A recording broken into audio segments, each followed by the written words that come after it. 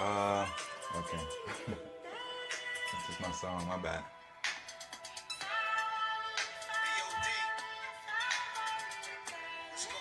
If you haven't seen this video, I, I don't know how big you can see that, but this is, yeah, what a video. I love this. Nas and Junior gone one with that one. But, back to the point here. When I saw that, our choices had come down to Hillary Clinton, a person who I had learned had gone to President Obama, and shame on Obama too, man. Like I get the whole this is our first black president, so he gives you a real good feeling because of that. And listen, I get it, man. I feel good that we finally we broke through that barrier, but really, no, I don't feel good about it. Because when we think about it, think about our choice for president in the greatest country that we're calling ourselves an intelligent species in the greatest country on earth. What our choices were. Everyone either, if we ask Republican or we ask Democrat, both sides agree that we had it was a choice of basically the worst. You know what I mean? It was either poop or toxic fumes. Like, what choice is that? You know, and especially to lead, to make decisions of our future, and we're supposed to be the top country, whatever that means. But clearly, that can't be the case, and yet we're going around forcing other countries to accept, to take on democracy when we ourselves here, we have all kinds of problems with it. Now, I saw something, I saw an article this morning about Bill O'Reilly, about Fox News investigating Bill O'Reilly. And that was actually like a headline. And I was thinking to myself, should that be a headline? Like, what is,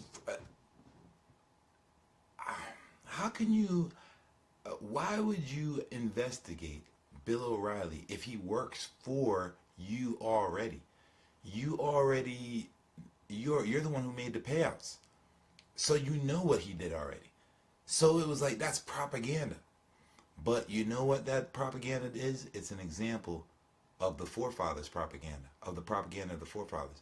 And I'm not disrespecting at all here. I get the whole emotional attachment to a flag, which is just a cloth, by the way. Emotional attachment to the concept of a country, which is not yours. Not yours. Earth is Earth's. You're just a visitor here. You know what I mean? You're a visitor in life. But for some reason, people think because you're born on a certain country, all of a sudden that makes you a super type of human. No, dude. No, lady.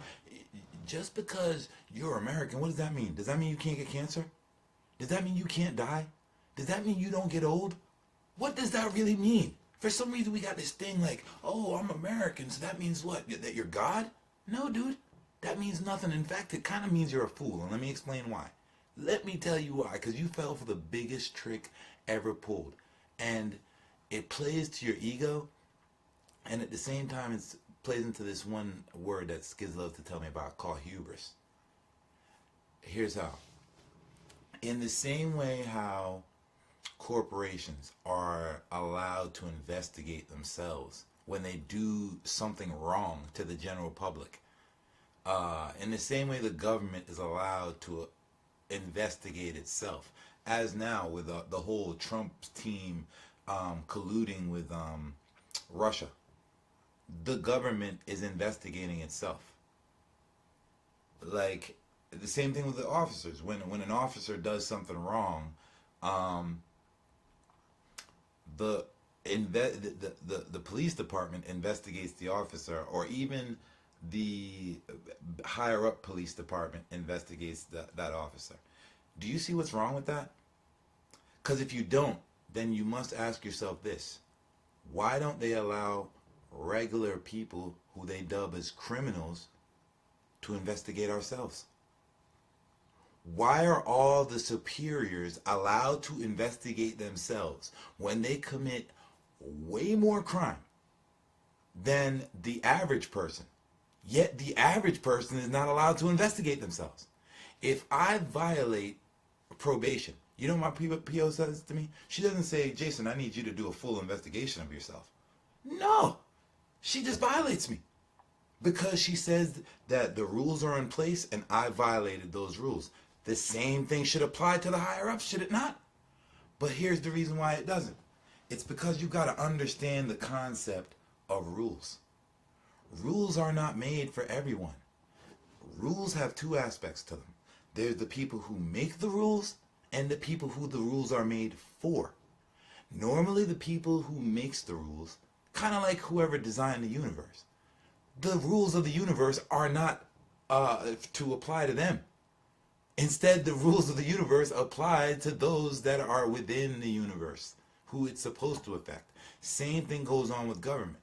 And the reason why I can correlate those two is because, remember, my thing is that everything is working at scales, different levels of scales.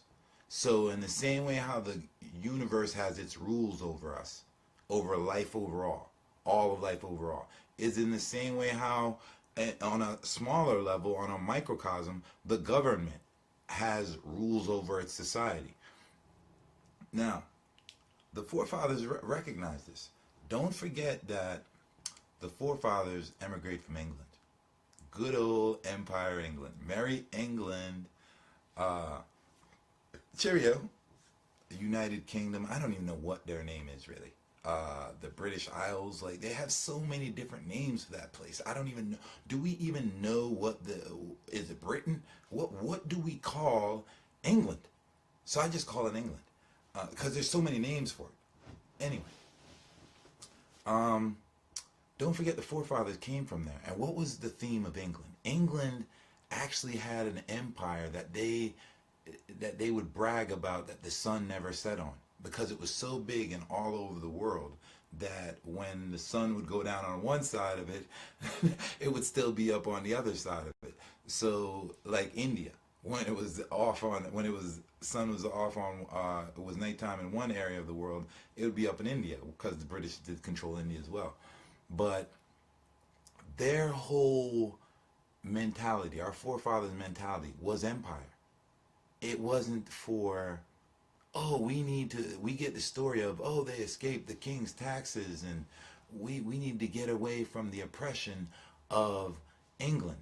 But if that's the case, what did we come over here and do to the Indians? Who do you know that escapes oppression to go somewhere to oppress another person? I'm not, if like, what abusive husband or abused wife, let's use that example. Let's say there's a husband abusing a wife. Do you know an abused wife that runs from that husband and then goes and turns around wherever they get taken at, whoever takes them in, they turn around and abuse that person? Like, that doesn't happen. So that just throws that story out the water. But here's what proves that what the forefathers were up to. If you'll notice, when we came up with our Great Seal, George Washington is quoted, a great quote by the way. He says that we are now beyond the superstition of the past. I'm paraphrasing, of course. And now we go forward with our empire, quote unquote. Good old George, that's the word he used. Empire. He didn't say state. He didn't say country. He didn't say nation. He used the word empire when he was just talking about the United States. Now, if you think about that, the very notion of an empire, let me finish this part first, and then I'll go to that. So that's what he stated on the Great Seal. Now, my rebuttal to that is that he's still stuck with the superstition, because the empire is a superstition. That's not a real thing. That's a concept that's come up with people who want power, lazy people who want other people to work for them. That's what all empire is based on: privilege, laziness, master slave, fear, insecurity of doing work. That's what, think about that. Let's go to the very first person you could think of that wanted to control another person's action. They saw a person doing their own thing. They were sitting there not doing anything and thinking to themselves, man, if only I could get that person to work for me and do what I want them to do. How could I go about doing that? That's what the whole notion of empire is based on. It's not, the whole country loves to say we're about hard work. Are you serious? We're about hard work. We steal everything. We go to other countries, we call it wars, but we're stealing. We're going there like Alibaba and the 40 thieves, by the way. We go to other countries and we steal. That's what it's all about. That's the reason why North Korea got to pop off at the mouth for all those decades, and we didn't do anything because they had nothing for us to steal. You know what I mean? Why we're always in Syria? Syria has stuff for us to steal. Why are we in Iraq? Because they have stuff for us to steal. Did Syria or Iraq do 9/11? No, Saudi Arabia does. We're already stealing from them. So we don't even. That's why we don't even mess with Saudi Arabia anymore. We've got that locked up. You could research Nixon sending over. It wasn't Kissinger. I think it was Kissinger's suggestion, but that's where petrodollars come from. The whole our money being backed against the Middle East money after the gas fluctuation in prices back in the 70s. You can look this up. I'm giving you facts here, stuff that you can look up. Notice that I'm not telling you to have faith. I'm not telling you some like fabrications. Everything I'm telling you is stuff that you can go look up and piece. All I've done is pieced it all together. I've just brought it all together. But back to our forefathers.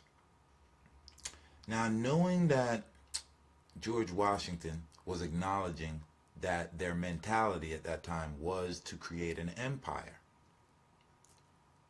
what do you think the government's first priority was? Do you think it was to get rid of the Indians? Do you think it was to protect themselves from the English? No. The first move of any government is to protect itself. Is to protect itself. So if you're trying to, they had thousands of years of research to look at and notice what it was, why people kept rising up against governments, how to control people. Look through history. That's what we've gone. That's the only technology that's happened throughout history, is that we've come up with a better way of controlling people. Back in the day, it was more overt, public executions, kings doing whatever they wanted to you, and we all bowed down because he was from Providence. Providence says we need to bow down. Yeah, that sounds like a real concept, doesn't it? Providence. And now today we do it more overtly. We shoot people in the face. Oh, what are you talking about? He moved. He talked to me. You know what I mean? Even up here, like these people. Like I asked this one chick the other day. I said, "Do you think women are free?" She says, "Yeah." I said, "How come there's never been a female president?" She actually tried to find a way to justify it. Says women's cycles aren't they shouldn't be running the country for that. This is a woman telling you this. So that shows you how good control of the government really is. Or like, let's say you see guys like Larry Elder, Jesse Lee Peterson, even Ray Lewis, guys like that. They'll say something like, well, if you just work hard, if you just act right, then there's opportunity in America for black people. Whoa. First off, dude, when human beings are first born on the planet, I shouldn't need anyone's permission to be able to excel. Why should any human being have to acquiesce to another human being who is purposefully holding them down in order for them to advance? That's what the whole construct of power is based on. It's me being able to hold what is rightfully yours out of reach of you and keep giving you hope that one day you might get it. That's how I keep getting you to do what I want you to do. That's how abusive husbands control their wives. That's how abusive wives control their naive husbands. It's how parents control their kids. Like, you bribe them all the time with stuff that you know is really worth nothing. You see what I'm saying? Did you think that because you're an adult that the same thing wasn't being done to you? Like, we have to have a better understanding of what a population is and what a nation really is. This is what it is. When you create a nation under a system of capitalism, first you have to understand what capitalism is. Capitalism is based on exploitation. That's the number one thing first. Before you can build anything with capitalism, it has to start with the first brick called exploitation. And then after that, the demands of capitalism are, and these are fundamental demands of capitalism. I'll debate anyone on this. The fundamental demands of capitalism, exploitation. There has to be someone there to exploit. You cannot start capitalism without someone there to exploit. So let's see, white people didn't have black people to exploit at first. So who could they have been exploiting in order to start capitalism? Could have been Irish, the Polish, any of those people that they didn't like. But anyway. The next thing about capitalism is you have to lie. You have to lie. You have to constantly tell people that what's happening to them is not really happening to them. And then give them a reason to believe into that something. Napoleon said that if it wasn't for religion, that the people would have ripped apart the bourgeois class in France a long time ago. Then if you look at what are the examples of this? What governments do is they don't give you ways to improve. They give the population ways to cope. What do you think your smartphone is? What do you think the video game is? What do you think virtual reality coming is? Are those things to improve the population?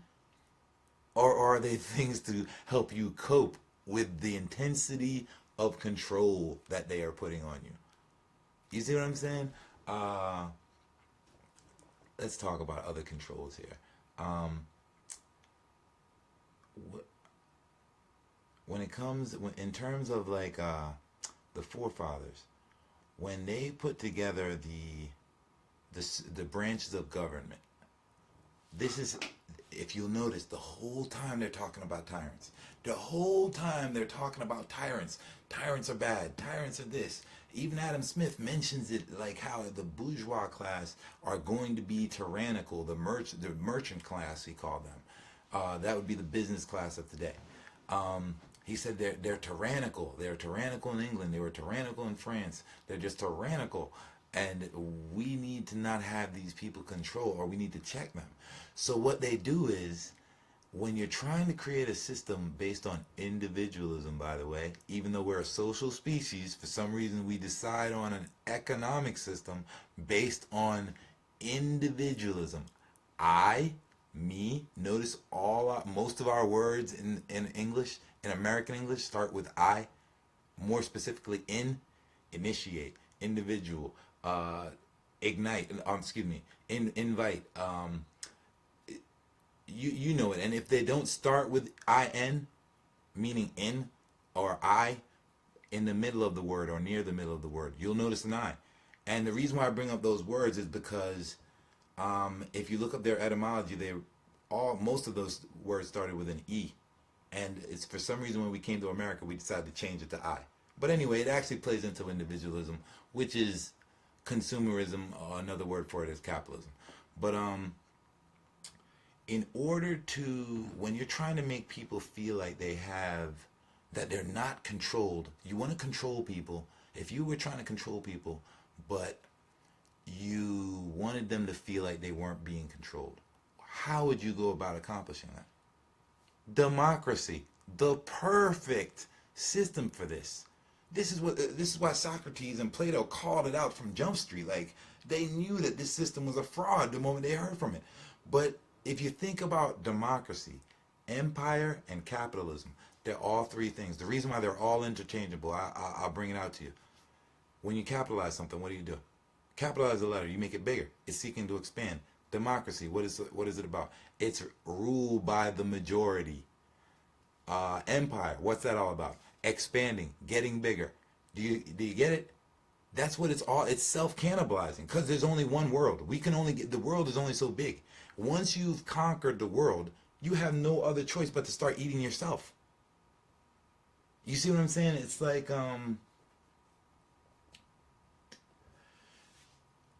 It's the reason why police never try to solve crime. Think about this. If the police solved crime, they would have nothing left to do. If the doctors cured cancer, they couldn't get you to come buy drugs. If any problem you can think of, the job of capitalism is to create problems and to get them to a manageable level that you can keep. It's called recurring business. That's what all of capitalism is based on, recurring business. They're not trying to solve a problem because this problem would only need to be solved once. Instead, they are trying to patch problems. They create problems and then patch them. That's how you keep this going. That's why they haven't come up with a cure for AIDS, but somehow they magically came up with a treatment. Like the last cure we had was was the polio vaccine, and dude gave it away for free. Tesla was trying to create free electricity for everyone to have. Do you know what JP Morgan did once he said that out loud? Like he took all of Tesla's business from him, basically. You know what I mean? Like, and made sure that electricity we would all have to pay for it, even though basically there's nothing that we should have to pay for, if you think about it. Your smartphone and your computer. Do you really think that Bill Gates came up with that, or Steve Wozniak and Apple? Do you know it's your tax dollars that was funding Pentagon research into how to create a mathematical computation machine? Your tax dollars was actually funding research into them tinkering around with it.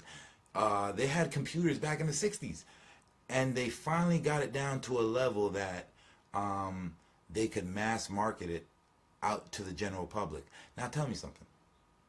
If you're paying for something to be created, should you be the ones paying for should you be buying the same thing that you created? That's like paying for your own kid. I created my kids, so now I have to pay to have them, for me to be able to hold on to my child? What sense does that make? That's what capitalism really is. It's really not oh, you work hard and you earn something. No, it's called, if I know something and you don't, I'm going to take advantage of you. Check out the relationships. Check out our political system. Check out the business, how corporations run. Even the police. The reason why the police are always the way they are, we're an empire. By the very definition, we're a police state. I don't care if you're black, if you're white. White people found this out in Ruby Ridge, David Koresh down in Texas. Poor white people find this out all the time, that they're not so special. You know what I mean? Like, in capitalism, the only way you're special is not if you're a genius. Because that's why you got guys like Bill O'Reilly, who's an idiot, getting paid $18 million a year, and you've got like scientists, smart guys in prison, smart guys on the street that barely make any salary whatsoever. You have to be a tyrant in order to be a billionaire in capitalism. That's just simply what it is.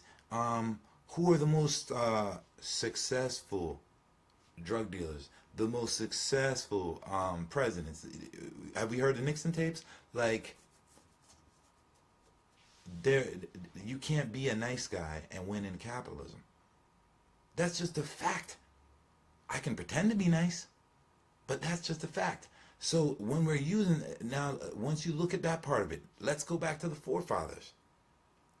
Now, if you're trying to control the people and trying to make them think that they're in power, what do? This is brilliant on their part. Brilliant on their part. It was genius. You come up with these branches of government, right? And it's only you control those branches of government. But then you make people feel like they're a part too. So you tell them you can vote on who gets to run those branches of government. Do you see the stupidity there? They didn't say, oh, we're going to let you people be able to run the branches of government or create a branch of government for you specifically. No, instead, we get to vote. We get to vote on poop or piss. Poop or piss. When really the whole time poop or piss is not, or piss, it doesn't matter who's the president. It's the same fundamental theme running through the whole thing. Expansion, lying, diversion tactics. It's all about becoming wealthy, building more and more wealth, and to what end? What is the end game here? Are we just gonna make all these plastics till we have no more drinking water left? Oh well, who cares? That's our kids, right? That's our grandkids. I get it. Talking about we love the kids, we don't care about the kids. Look how much plastic you use every day. Isn't it your kid that's got to live here after you die? But you care about your kid. You know what I mean? Like, look how much we toxify the world every day. But we keep talking about, oh, well, people are supposed to suffer because the Bible says so. Are we human? Are we human? Like, no one does any thinking. Like, what does the government say? It says go. It's an order. God, go. It's an order. You know what I mean? That's not a cooperation thing. No one should be above anyone. No one. We're not equal in. We're not equal in talents. We're not equal in skill. But we're equal as beings. No one should be above the other person. My friend said that professionals would not want to. If I went with because I've been considering a better economic system than capitalism for a while. And my friend Skiz, let me just be right out with it. Skiz told me, he was like, well, the people with talent won't want to give their skills to such a system if they're not compensated correctly for their talent. And in my mind, this is the problem with professional people. They swear that their thinking is more important than the guy who's like making buildings, walking up like 30 stories up in the air, welding stuff, or building bridges, or whatever other digging tunnels, the dangerous jobs that everyday Americans do. Even a janitor. A janitor, guess what? In those professional buildings you work in, try doing it without a janitor in there working. The janitor just doesn't know his value. But I'll tell you right now, they wouldn't be able to, those professionals wouldn't be able to stay a minute in that building if a janitor did not go in there and do that job. There is no one's job that's more important than the next person. Everyone is equal when it comes to importance because this is a group effort. If you notice in our body, our heart and our lungs and our stomachs are not arguing with each other over who's the more important organ. They're all just working together for the purpose of one goal. That is how a country should be running. Call me crazy. But instead, what we have in capitalism, we have this demarcation, this separation of government. Government is all about its own interest, and then the rest of us that they stand on. That's it. They're dancing on our heads, doing what they want to do, which is how you get the 2008 crisis. This is how you got the crash of 1929, which is how you had like the crash, the 2000 crash, which I lost. I won't even mention that. But like we've had repetition and repetition of merchants, the business class, taking advantage of the populace. They call it class warfare, but it's not class warfare. That's to make you feel good about it. It's class annihilation. What war? That's like that's when people talk about, oh, there's going to be a race war. I'm like, what race war are you talking about? Did it ever stop? Because we've been getting annihilated still. There is no war. There's never going to be a race war because white people have never stopped oppressing black people. So what war are we talking about? Are blacks going to come up and a black admiral going to have a Navy ship that docks next to Washington, D.C.? Are there going to be nukes launched from Africa? Are blacks all of a sudden going to start rushing in the streets and charging every white person's house? We're only 10% of the country. What kind of war is that? You see what I'm saying? It's wrong with like the whole how white people look at the world. Like, what kind of war do you call where you're 70% of something and the other person's 10%? So 7 versus 1 is a war to you. Is that a fight? Is that what you call a fight? A bar fight? 7 guys against 1? Like, that's what I'm saying. It's like you guys got a warped mentality of what war is. Like, when I think of war, I'm thinking of mano a mano. I'm thinking of Braveheart. I'm thinking of, you know what I mean? I'm thinking of Custer. You know what I mean? I'm thinking of Custer because that. Guess why Custer lost? Because his dumbass actually thought, hey, looks like we got a war here. We're up 7-1. Let's go in and learn a hard lesson. Because when it did, when the odds weren't in his favor and it came even, that's the kind of wars that bullies don't really like to fight, do they? Let's call an empire what it really is. It's a bully. It's a bully. Bullies don't pick on people that's their own size. Pick on taking. It's as easy as taking candy from a baby. When I first heard that saying, I was like, what sick bastard came up with that? Or finders, keepers, losers, weepers. I never heard those in Jamaica. It's not till I came here I heard that crap. And you're constantly being reminded of these little subtle hypnosis and suggestion techniques. Here's another one. If a tree falls and no one is around to hear it, does it really fall? Now, I'm sorry, but in my mind, that's basically telling you that if you do something wrong, just make sure you don't do it around anyone. Don't make sure no one is around to see it. Why else would they say, why else would we come up with that? Is that like a big mystery? If a tree falls and no one's around it to hear it, doesn't make a sound? Does that really sound like some ingenious paradox that we need to think and to really sit and wonder? Does it make a sound? If someone robs a bank and no one is around to see them rob the bank is still robbed. If someone kills your grandmother and no one is around to see them kill your grandmother, grandmom is still dead. Now, back to our forefathers. With all the knowledge that they had from Rome and Greece and Egypt and Sumeria and all these other places that they knew about human behavior, this is what the forefathers did. And it's ingenious. Once again, it's ingenious. The forefathers know that if you take an animal out the wild and put it in a zoo, if you open the cage, that animal's not going anywhere. It'll never go anywhere. Once you take a wild animal and domesticate it, it can't go back to being wild. It won't survive. It's completely lost all ability because its whole mindset, the way its mind was wired or its algorithms that it had developed for survival, has been altered because you domesticated it. Now, I know we don't like to think of ourselves as human beings or as animals, but that is what the human being is. We're all one. We're all different animals or species of animal. And guess what a society is? It's a zoo. It's a zoo. What? It's a game preserve, whatever you want to call it. We've been domesticated. Societies are not our natural habitat. The caveman did not come up in a society. There was no caveman society. There were little groups, little family groups that lived near each other and would talk to each other, help each other out, built on mutual respect. They already had that part figured out. What we got here, this thing called society, this is a zoo.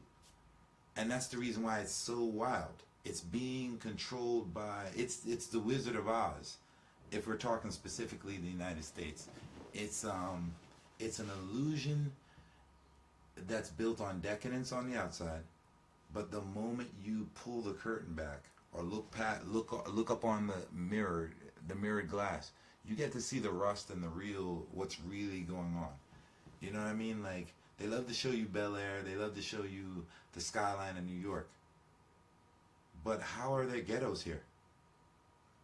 If we are in the richest country in the world, why is no one asking how come there are ghettos here?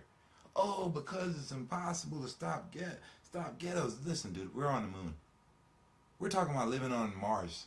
You still want to talk about impossible? We've made old men be able to get erections again. Hello. There's nothing that's impossible. In fact, I think life is about pursuit of the impossible. You see what I'm saying? Like, but let's go back to the domesticated animal. The forefathers had full knowledge that the population was basically like domesticated animals. The government is like a pet owner. and the population are like its pets. It raises these pets. We're like a breed of cattle, herd of cattle, and the government's like ranchers. They're like ranchers. That's the reason why they love showing you cowboys and shooting deer, because that's how they look at us. They look at us like a herd of wildebeest. That's written down, by the way. You can check out Adam Smith about that. You can also check out, I want to say Lip. It's not Lipton. Lipton's a T. I want to say Charles Lip something.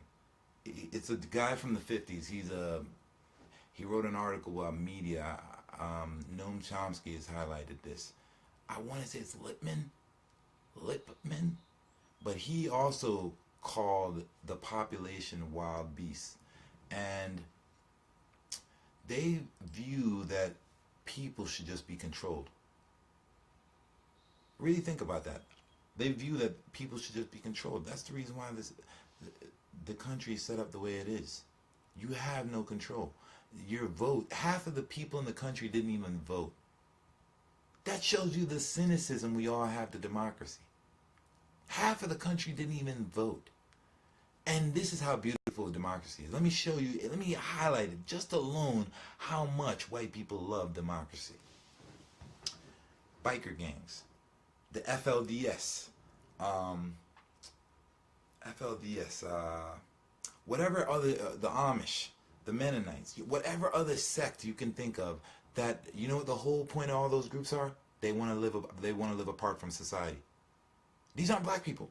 These are actual white people saying that, hey, whoa, there's something wrong with democracy. We're not fucking with it. Excuse me. We're not messing with it. But you see what I'm saying? Like, so when Colin Kaepernick speaks up against the flag, all of a sudden the white people get all mad about it. Then why aren't you mad at the Hells Angels and all the rest of the biker gangs calling themselves 1%, meaning that they're not apart, they are apart from the rest of the society? Why aren't you getting mad at the people in Utah who wanted to be away from society? Why aren't you getting upset with the Amish or the Mennonites for not wanting to be a part of your precious little perfect society that you can't even get right? You can't even justify how we got to Trump and Hillary Clinton. Back to Hillary Clinton. And this is my thing. Black people, I know you love Obama. Yo, man, Gaddafi was about to coalesce. He was about to beat empires at their own game. This money game, this fake money game that capitalist societies like to play. Gaddafi was about to coalesce all African countries and make one currency for Africa to rival the euro and to rival the US dollar. Don't forget, Africa's got their own oil. Africa don't depend on Russia or the Middle East for oil like the US and Europe does. Africa's independent of all that. Africa already got their own gold and all that stuff. So it was like Gaddafi was actually about to like basically give the African population back their resources. So what does Obama, our first black president, and good old his girl, what Hillary think? Let's go give Gaddafi some democracy. Let's go give him some freedom. How's Libya been ever since that?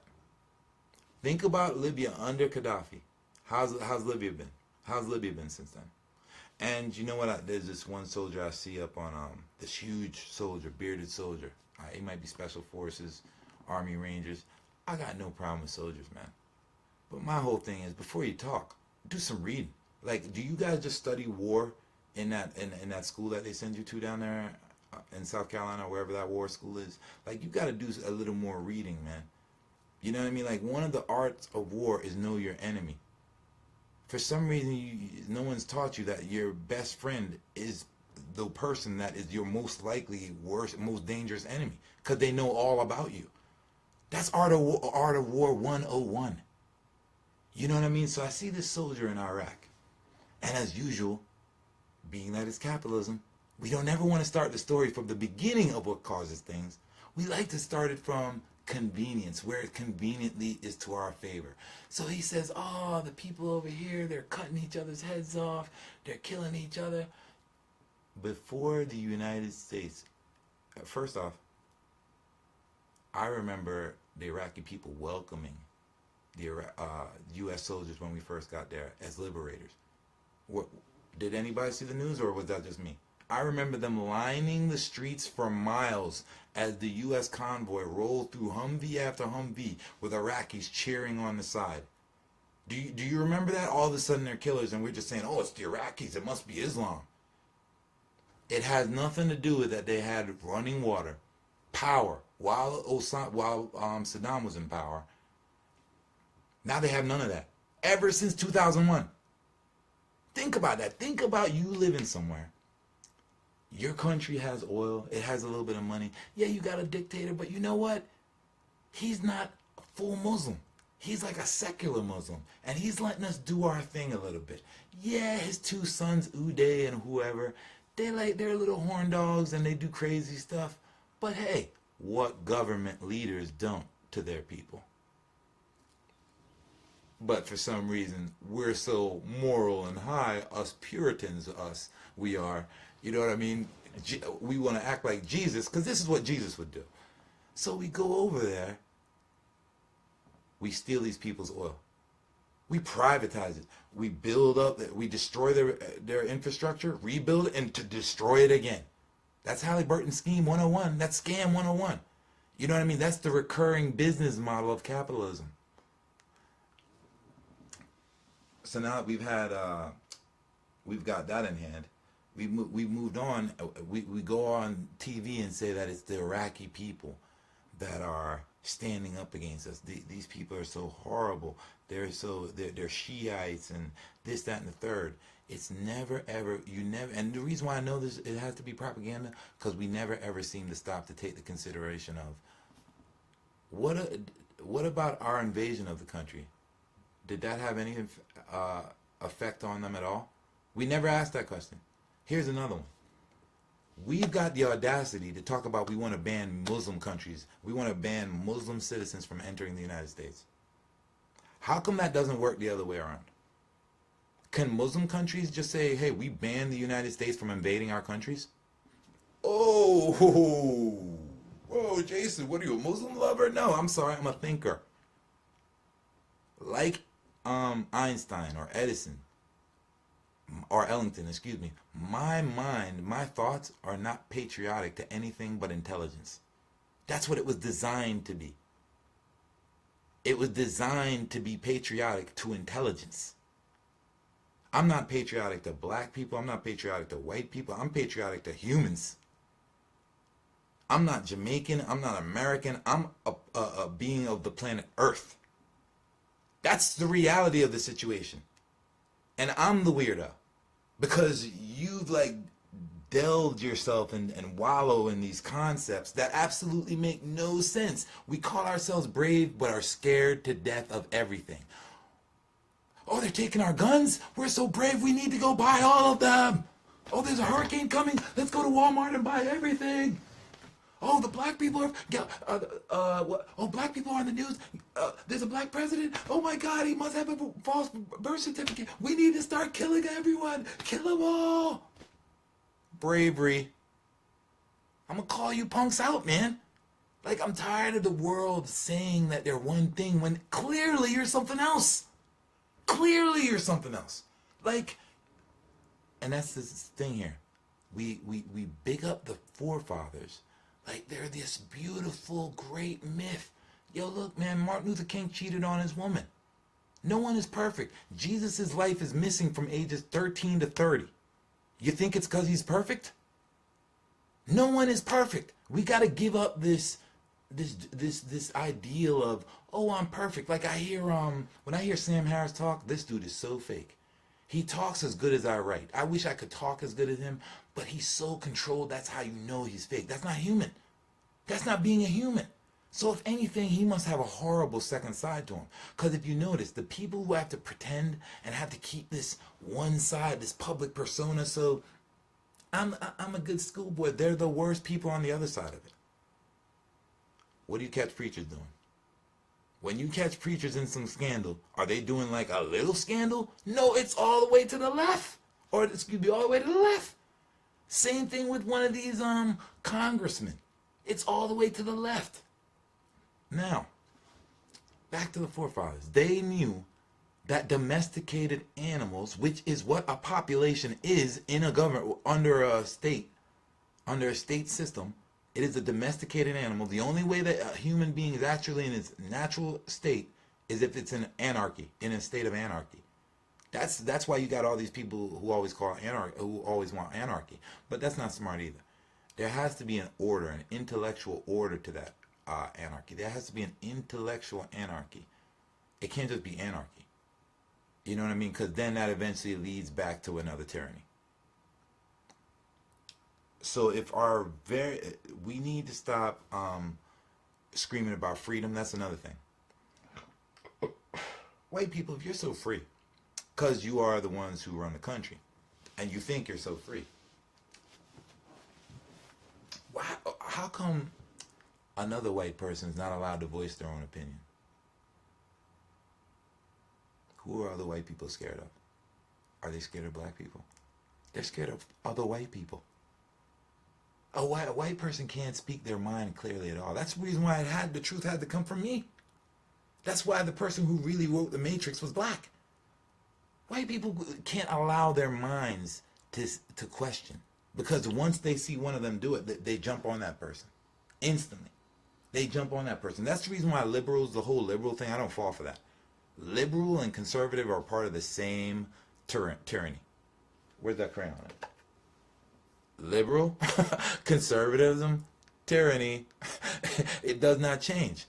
You know what I mean? They're both doing the same thing. It's kind of like the Old Testament, New Testament, same bad book. Get it? Like, Christians know the Jews killed Christ. But because they hold on to this thing that Jesus was a Jew, then it's all right that Jews continue to oppress. Jews are credited with coming up with language. I don't believe that for 1 second. Language is symbols. Look on some caves. People were creating symbols a long time ago, and people were communicating long before the Jews came up with Hebrew. But let's go with Jews came up with language for right now, because that's what mainstream history says. But I shall use it to prove my point about why something's wrong with this. If we're a social species, right, do you know the best way to control a social species is through communication? That's why you got all those hieroglyphs all over the pyramid. Through communication is how the best way to control people. Language was that first form of control. Follow me. Jews came up with the language, Hebrew, right? Where did Christianity come from? Do you know where the whole Muslim thing comes from? All of it comes from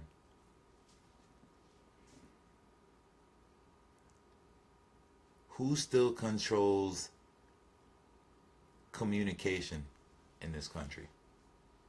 Let me put it like that. Who controls communication? Who controls the movies? Do you ever see who the names are? Who's the lawyers in this country? I heard a New York guy say the other day, if you want a good lawyer, you go get a which one? What kind of Jew should you? Excuse me. What kind of lawyer do you go get if you want a good lawyer because they have the good relationships with the people in the state? How does such a small percentage of people amongst the world population control so much of it? It's impossible. It's a mathematical impossibility unless you're manipulating the game. If there's a Jew out there who thinks that they're smarter than me, I would more than love to debate you. If you can do so without yelling and getting emotional and just base it on the mathematics that I'm throwing on you. Facts. Facts. Facts. Do they not control these things? That's communication. How does Muslim come out of Jews? Christianity come out of Judaism? No one bats an eye that who's controlling both sides. No one bats an eye to that. And notices that our movies, our music, Sumner Redstone with Viacom, Goldwyn Mayer or whatever that controls the movies, and whatever else they control. You can't insult a Jew in this country without something crazy happening to you. But you can shoot a black guy. You can shoot a white guy. But try to insult a Jew. You can't, forget just shooting one. Just insult one. And see what happens. All of a sudden, you're everything that's horrible. And the word anti-Semite is like this horrible thing, but I looked it up. No one actually can tell you what a Semite is. They can't tell you where it comes from. It's like the word Europe. They can't tell you where the word Europe comes from. Like, everything is just so corrupted. And that would include the forefathers. The reason why the forefathers included this thing with the tyrant, that, oh, you should be able to overthrow a tyrant, it's a placebo. It's a placebo to keep people in control. It's something just to make you feel good. These men were geniuses, by all accounts, right? So you're telling me that the best defense that they thought of together as geniuses is we'll let the people be able to vote the tyrant out of office? No. If you were so smart, you would try to prevent any form of tyranny from continuing, meaning that you would set up an independent branch controlled by the people that oversaw government officials, and that the threat of them doing actual criminal time, jail time, prison time, hard prison time for their actions, you wouldn't have any more corruption.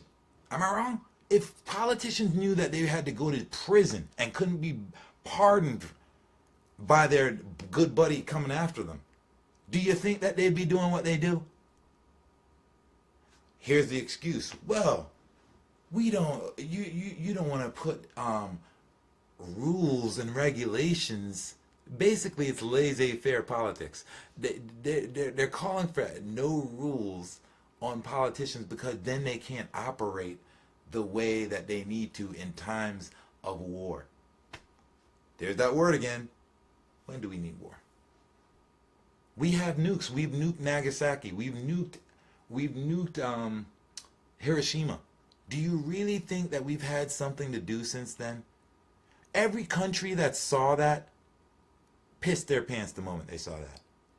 Every country, you see the way everybody hated Donald Trump, but the moment he won the presidency, all his enemies got on the phone, including Mitt Romney. Congratulations, Donald. I don't care how much you didn't like America. The moment you saw the film of Nagasaki and what happened to Hiroshima, the moment it happened, everybody in the world that had a problem with America was like, hey, good buddy. Hey, man. No, I haven't been watching the TV. I just called to see how you been. Oh, was that you? Did you do that? Oh, man, yeah. Oh, man, yeah, I didn't even notice. Oh, man, oh, did it? Oh, man, it affects people for generations. You have a weapon like that, do you? Oh, you want some of my resources? You think they said no? Like, we've got to stop being naive, man. We're thinkers. We're thinkers. We got to stop being naive. What did, I forgot this gentleman's name, but he said absolute power corrupts absolutely. But there's another part to that statement that never gets said. He says in that statement, if you look it up on Google, he says that great men are really not great. They're more tyrants. So everyone that you are being told that is great in capitalism, you need to really relook over what they really have done. Is it Hitler great? Is that what we're talking about when it's great? And I'm not even so sure if Hitler was so bad, because they actually use Hitler as an example of bad. So being that I'm a black man and knowing the propaganda used against black people, and being that I've seen the propaganda that's been used against Native Americans, or against how Polacks are dumb, Irish are only drunk fighters, you know what I mean, but no one's actually intellectual. All these, or the Vandals, don't vandalize that, or the barbarians, or the Gauls. Like, to me, basically, it's propaganda against Hitler. If I'm supposed to go, if I use my same mathematics, and let me prove it like this. We have this propaganda that we use against Osama bin Laden. But do you know who put Osama bin Laden, who gave Osama bin Laden his training? Because we were fighting Russia. This is back in the Reagan days. That's fact. We are the ones who taught Osama bin Laden to be Osama bin Laden. We're the ones who did that. But now it's, oh, well, he's a bad person. Same thing with Manuel Noriega. You've got pictures of Rumsfeld shaking hands with Saddam Hussein. He was good enough when we put him in office. But once he said, oh, well, I'm not giving you no more of my country's resources, then he becomes an enemy. Then we create a narrative to attack him. To get you riled up. And because we all know how delicate American emotions are. I mean, they play you like a piano. It's so easy to play people because when they want to believe in it. That's what it is. We're like a country of a fandom. I said this already. We're all one cult. It's the funniest thing in the world to me to hear a Christian call somebody a cult. Do you see what you people do in church? Is that intellectual? No, that's a cult. This whole patriotism, that's a cult, man. If you ever seen, all right, let me tell you the conventions, the Democratic convention and the Republican convention. Like, good Lord, I thought I was watching the scene in the Matrix, in that last Matrix, where they're all underground. That, not the last one, the second Matrix, where they're all underground. Like, that's what it was. It was like cult. That was like so cultish. I don't know what else is. The NFL, we're fans. Anything, it has to be a fan. Oh, where's my celebrity? They're always giving us someone to just stare at. We're the stars. We're the stars. We don't need to stare at any of these people. These people are nothing. They're all like pretenders. We are the stars. The best basketball player comes from the street before he goes to the NBA. The best Socrates was from the streets. Look it up. Socrates was from the streets. Jesus is from the streets. The Bible, the reason why I have my problem with the Bible is because it's the first thing it talks about is after annihilating the tree of knowledge, after telling us that we don't need knowledge whatsoever, the Bible goes about capitalism. It starts teaching you finders, keepers, losers, weepers. God, which speaks to them. By the way, I'd love to know what God sounds like, you preachers or you Christians who claim that God speaks to you. Can you get his voice down for me? Because that's called your conscious, people. Like, come on, man. You know what I mean? And why would God need to have a gender, by the way, if it lives beyond where genders are needed? Do you really think something immortal needs gender in order to recreate itself? I'm telling you, I'm dying to find someone who actually thinks that they have a brain to defend this crap. Because I've got the math. If you put it, it does not stand up to math. It does not stand up to math, including the legend of the forefathers. Like, there was a civil war within 100 years of the Constitution being ratified. Do you know why that is? Because someone obviously did not think democracy was that cool. Because someone realized it was a tyranny. And though I'm black, I can admit the North did tyrannical actions on the South. Even though the South at the same time was committing tyrannical actions against blacks. But if I just want to keep this in terms of the forefathers and our political system and how our system runs. Within 100 years of the ratifying of the Constitution, the country went into a civil war. That's a great system. It's a great system. One we should keep. You know what I mean? Like, that's the reason why we haven't gotten rid of religion. Religion keeps the problem going. That's why we haven't gotten rid of racism, even though we know there's no such thing as racism, because white people wouldn't hurt other white people then. But that happens all the time, doesn't it? Yes, it does. Ask the abused women. You know what I mean? Or ask the soldiers coming home and their wife kills them for some younger dude. You know what I mean? Younger dude at school. Like, that's a couple of those have happened in Pennsylvania actually since the Iraq War started. You know what I mean? So there's really no such thing as racism. What it is you have a rich class of people that make the non-rich white people feel bad about being poor. But here, this is what we'll do for you. You get to abuse the black people. So instead of like considering, hey, rich white people, no, we want our fair share. Nah, the poor white people just run with it. They're so used to being abused that they would rather just be abusers themselves instead of questioning the people who are actually abusing them. That's the reason why I always hear somebody, when I hear someone says Black Lives Matter, it's Black Lives Matter fault. What does Black Lives Matter control? When are you going to get your Mr. I'm in the land of the brave? Get some balls then. Get some balls then. You see how I'm like pointing to who's wrong and what's wrong? Where's your balls at? Oh, that's right. You need your gun. That's right. For some reason, you need your gun. Like, it's like Russians. That's why I got big respect for Russians, man. You don't never see Russians being punks. Like, they'll point to Putin and say it's Putin. But you ask a white person here, it's everybody else but whose fault it is.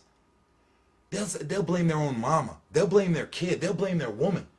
But they won't blame their truck, and they won't blame the government. You know what I mean? Oh, Donald Trump is for us all the way. Rich guy for poor people. Poor people who claim that they love hard work are for a rich guy who's never done any manual labor. Are you people human? Because you don't qualify. If we're going under your own metric for intelligence, which would be your own metric for being human, which is intelligence, I don't see the intelligence.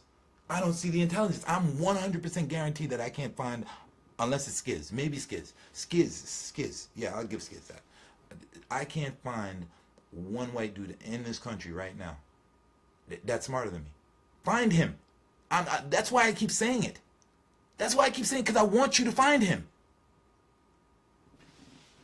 Because this whole thing is stupid. You explain it to me how this is not based on lazy people, the few lazy people controlling the rest of us. And talking about it's based on hard work. Here's how hard working our leaders of this government is. Bill Clinton was working so hard, he had enough time to get multiple head sessions from Monica Lewinsky in the Oval Office during a time that he should have been looking for Osama, fighting Republicans on all kinds of stuff and trying to get reelected. The president after him, George W. Bush, W. The most vacationing president. Another hard worker. Then after him, our first black president. Oh man, he worked so hard that every sporting event, he had well-detailed knowledge of it. Even the entertainment event, he knew. He was there making opinions on who he thinks should win what movie, what Oscar for what movie. I'm like, wow, this guy is busy. So then you have Trump. First, we're hearing that he doesn't even read the terrorist reports coming from the CIA and everybody else, all his NSA people. He doesn't read the reports on terrorism, but this is the guy who wants to make America safe. This guy who claims that he's going to make America safe, but he doesn't want to read any reports on or briefings on the terrorists. And then here's another thing he says. They say Trump watches 6 hours of TV a day. And you know it has to be some truth to it because he's always repeating stuff from Fox News or from, what's that crazy dude? You know the dude I'm talking about. The one dude, he reminds me of Sam Kinison. Ah! But he's not. Sam Kinison was actually funny. This guy's funny because he's trying to be serious. I can't remember his name, but you know the guy I'm talking about. Always supporting Trump. InfoWars dude.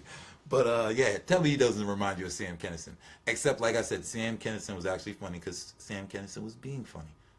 This dude is really trying to be serious. He knows that you guys are emotional on InfoWars, that watch InfoWars, so he just plays on your all emotions, pulls on your little strings.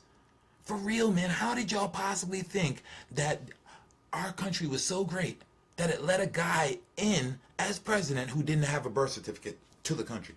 You're basically insulting your own country while you're there accusing the president of that. But of course, you're so intelligent. You're superiorly intelligent. I understand. You know what I mean? Like, I just want people to recognize oh, here's another thing. Here's another proof of how the forefathers were being very hypocritical and why they were basically tyrants themselves, if anything. Good old George Washington, right? He had this brewery, this microbrewery going I can't remember if it was in Massachusetts or what, but he was like the man. Basically, he was like one of the first monopolies in the country with his brewery. So the people in Southwest Pennsylvania, is that where I'm at? They had their thing going. So what does Washington decide to do? Wipe out competition. He raises the taxes on was it on the wheat? I forgot what he raised his taxes on. Look into the story of what caused the whiskey rebellion. This isn't me making this up. You know what I mean? This isn't. I live in the town where part of it happened. There's like a sign right in front of the food pantry where I help out at. So what does Washington do? He raises the tax on the poor people in Southwest Pennsylvania, and these people get together and say, "Oh, this is wrong. This is tyrannical. This is tyrannical. This is the same tyranny that he said that we could rise up against." So what did the people do? They got together, ready to rise up. What did our forefathers do? The forefathers weren't dead when this was happening. They were actually the tyrants. They got together a huge army. Put that rebellion down, baby. I would think that would be case in point right there. That would be game, set, match, Agassi, which used to be my favorite tennis player, by the way. Agassi. The dude was just cool. You know what I mean? Damn, Sampras was just better. But still, I was an Agassi fan. But I will concede that Pete Sampras was a monster at that time. Oh, back to the people acting fake in your face, too. Tiger Woods. Remember what happened to that dude? That's what happens to pretenders. You have to keep up with your lie. That's such a waste of your mental capability. Imagine if the society as a whole just stopped pretending and let go of our lies. We would actually be able to divert so much more energy to improving the society. But because we're constantly trying to keep up with our lives, oh, we're good.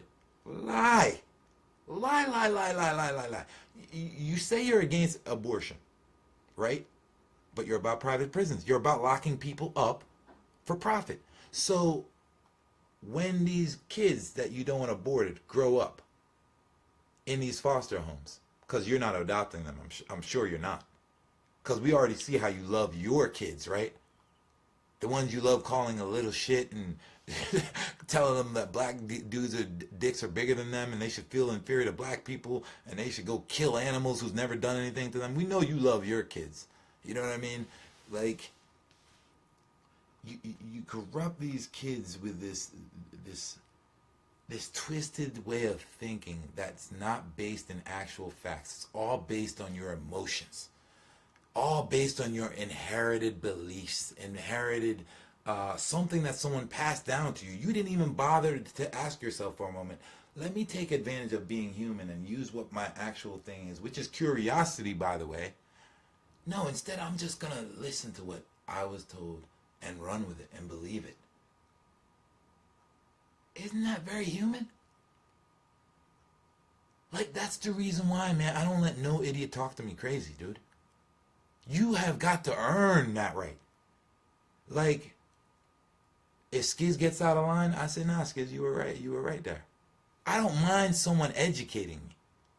But if you're trying to get smart ass with me because based on stupidity, then don't say Jason's ignorant because I respond. Because it's too easy to annihilate stupid for me. It's too easy. You're so emotional, I can just crush your delicate emotions. It takes a little bit more, you know what I mean, with me. I've been through something. That's what it is. Why do white people commit suicide? What are y'all going through? Aren't we the ones getting shot down in the street? Aren't we the ones getting oppressed? Who commits the suicide in this country? BTW, Rousseau mentioned it, and so did Dostoevsky. This guy's name always gets me to like a 4-syllable name, Dostoevsky. But he wrote about how suicide rates, the moment we started having capitalism, In England, it started in France and those places. Suicide rates rose wherever capitalism went. People just commit suicide because of capitalism, because it's constantly making you feel bad. You turn on the TV. Are you fat? You ever see that one Chris Rock special where he's like, do you sleep? Are you up at night? You know what I mean? Like, they come up with anything to just make you feel bad and make you feel like they have the product for you. But it's never any product on how to be more human. I guess I must be the only one selling that. And it just so happens I'm doing it for free. Think, man. Bruce Lee, The Warrior Spirit Within, a book I recommend so big. This man, I thought that he was just a physical beast, so I tried to like work out, do my thing. I don't know if anybody would see me around here maybe like 5-7 years ago. I would run the train tracks around here every morning. Like, that was my thing. Before I would even smoke a blunt, before I'd even drink, I would actually be done. Once I got done that, I would like follow it up with like a blunt and like a 40. But I would run for miles. Stuck. You know what I mean? And then I fell off of that. But that's what once I read this dude's book, man, he was there talking about the way of no way. Which, hold on. The way, no way. Opposites in cooperation. Jeet Kune Do is what he called it. That was his fighting style. The way of no way, because he had stuck to one thing. This one thing that he was taught, this rigid method that he was. I need to be water. The earth, mostly water. Our bodies, mostly water. Cosmos, mostly space. Different levels of the same thing happening. Earlier, I wanted to tell you about the whole prison thing. Our minds, prison in our body. Our body, prison on earth. Gravity keeps us prisoner here. Earth, prison in the universe. The universe, prison in wherever it is created. Get it? Also, our bodies, a platform for our minds. Earth, a platform for our bodies. The cosmos, a platform for Earth. I could do this all day, man. I could do this all day. Find me someone who can prove me wrong, please, because you have to put in the time that I've put in. You need these medals right here. You see these medals? I swear to God, you got to earn them if you want to get up to my level. Signing out, the smartest man, not in the room, on the planet. Because I'm willing to make my mind go to its natural. I'm willing to allow my mind's thinking to take its natural recourse, while other people stop it at the things that they fear and their beliefs. I transcend those things. Be easy, man. Yeah, man. If I just want the young kids, share this with young kids, man. That's who. If you don't want to listen to it, share it with the young kids, man. Because they shouldn't have to go through the same crap that we went through. Why do you want them to suffer the same way you did? Because you was too stupid to research into it. Because you felt like, oh, there's nothing that we can do about it. It is what it is. Doesn't that saying sound a little bit like the serenity prayer? God grant me the strength to change, to accept what I can't change, and be the courage to be able to handle the things that to change what I can. Well, guess what? That's a horrible paradox. It sounds good, it sounds noble, but it's basically saying it is what it is. Meaning it's self-defeating. It's self-defeating. Handle your business, man. We cannot be defeated. I don't know. Basically, the forefathers knew that we would be domesticated animals. We were like domesticated animals. And they knew all we needed was a placebo in order for us to go about our business. So here's some guns. Here's a little clause in this wherever the Bill of Rights or the Declaration or the Constitution that says, hey, you can overthrow the government.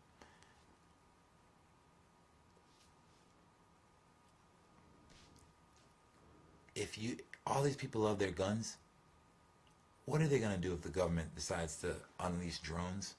Can those guns shoot down the drones that are dropping bombs from like a mile up in the sky? Like, use your brain, man. You got all these assault rifles talking about I'm hunting deer. You're trying to kill other people, dude. If you're so violent, and if you're really that violent, right? That you want to kill other people talking about you're just getting guns for protection. First off, did you hear what you just said?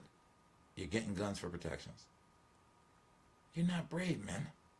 Stop talking about you're brave. The very statement of that is fear. It's based in fear and insecurity. I need these guns for protection. So why are we calling ourselves the land of the brave? We're the land of the scared. Why do we kill the Indians? Why do we enslave black people? Say it with me. Fear. You know what I mean? Let's not call it freedom. It's feardom. The land of feardom. The system of feardom. The concept and theme of feardom. Not freedom. If there was freedom, no one would be knocking me for me speaking freely. But there, you know what? No one in my race can control me. Now, you free, powerful white people, don't you wish you could say the same? No one in my race controls me, man. I get to say what I want to say. I'm free. Now, you free people, can you say what you want to say that's not mimicking what you know, what the other person wants you to say? Do you see the difference there? Like, if one dude is saying, hey, Jay, you're not wearing baggy jeans, so you're not cool anymore. Guess I'm not cool. Oh, Jay, you don't talk the way we talk, so you're not black. You talk white. I'm human, dude. What white person are you talking about? I know very few white people that actually do talk like me. You know what I mean? Like, people can, Jay, you need to eat. Like, I'm not being what someone tells me to be, man. I can't change my skin color. So whatever you're telling me that I'm not, it doesn't change my skin color. You know what I mean? Whatever you're telling me that I'm like, you know what I mean? Like, no one can change you based on their concept if you don't dress that way. Oh, what are you, dressing like the black kids now? That's a black hat. That's a black food. That's black this. That's black that. Yo, did you forget the reason why white people invaded the Caribbean islands is to look for spices in the first place? All of a sudden, white people don't eat spices on foods anymore? Why'd y'all come over here then? No one questions anything. That's my problem with everyone, man. No one questions anything. But call themselves human. The first fundamental thing of being human is being curious. Question mark. We're done here. Have a good day. Signing off, the smartest man on the planet. Prove me wrong. Dare ya.